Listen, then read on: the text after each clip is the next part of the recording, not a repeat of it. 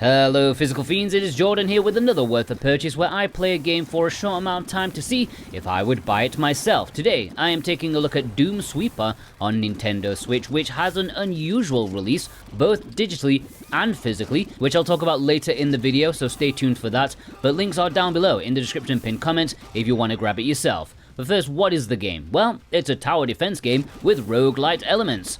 It's a very simple game, oftentimes a little hands-off. In fact, as I'm writing this, the game is going on next to me. As per normal for the genre, things start off slowly, but over the course of the 20-minute survival target, things escalate, and boy, oh boy does it escalate. This game gets insane. You level up over the course of the stage, and with each level you can equip a new defensive weapon or improve the ones that you currently have. And that's where the roguelike comes in, because it is a random draw. Sometimes you get something awesome, sometimes something not quite fitting the situation. With the gold that you earn in the levels, you can lean things more in your favor by slightly increasing your attack power permanently, or your hit points, and even unlock new stuff including different character types.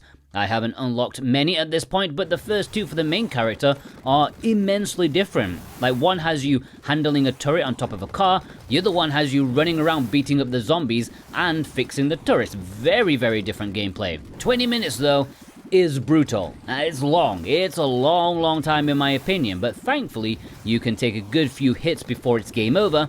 Hilariously, if a zombie touches your car, as a defensive mechanism, you fling out a girl as a distraction. You can even recover health by rescuing a girl, bringing her into your car, probably unaware she's going to be flung out at some point in the future as bait too. There is definitely a large dose of dark humor in this game. And I found it incredibly addictive. I think the first level, the first time playing, I wasn't feeling it. But once I played it again, realizing what I was doing, what was going on, the game clicked with me a lot. Is it good? Not really, but it's captivating. The flow is good and addictive. I have an urge to keep playing it, even though I don't need to, and I've got stuff to be getting on with. The game looks full on crazy, but it's not. As I said, it's quite passive, which I did enjoy. There aren't many different levels, but if you want to pass all the difficulties, you're going to be grinding. So I think the game has a decent enough content, if not exactly full to the brim with new visual stuff going on.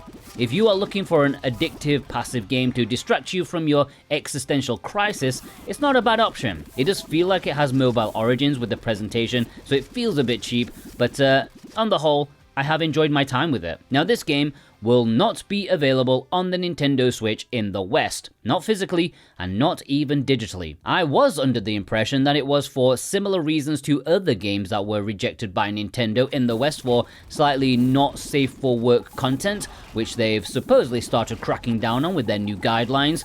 Tokyo Clampool, Neptunia Rebirth, those games, Death End Request. However, after playing for more than 2 hours, almost 3 hours by now, I don't think it's that. Maybe there's some raunchy things going on later, but I think it could be because you use innocent schoolgirls as zombie bait, and you can choose to kill them rather than rescue them for a reward. And you even can take their panties after you kill them, which you can use to unlock other stuff, and it is definitely more weird saying that rather than compared to when it's just in the game. So maybe it's that.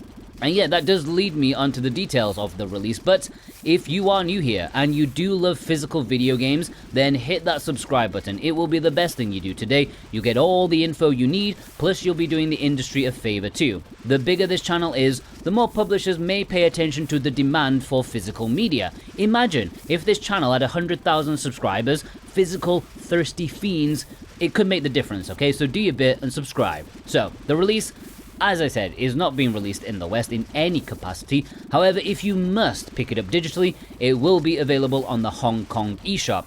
There is a physical release, but it is only being released in Southeast Asia in Singapore.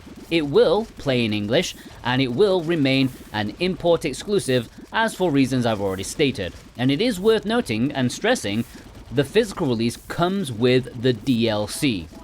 If you want to import this from Southeast Asia, you can find it with the links down below in the description and pinned comments. You can grab it from Play Asia, where you can get 5% off with my discount code Jordan2025.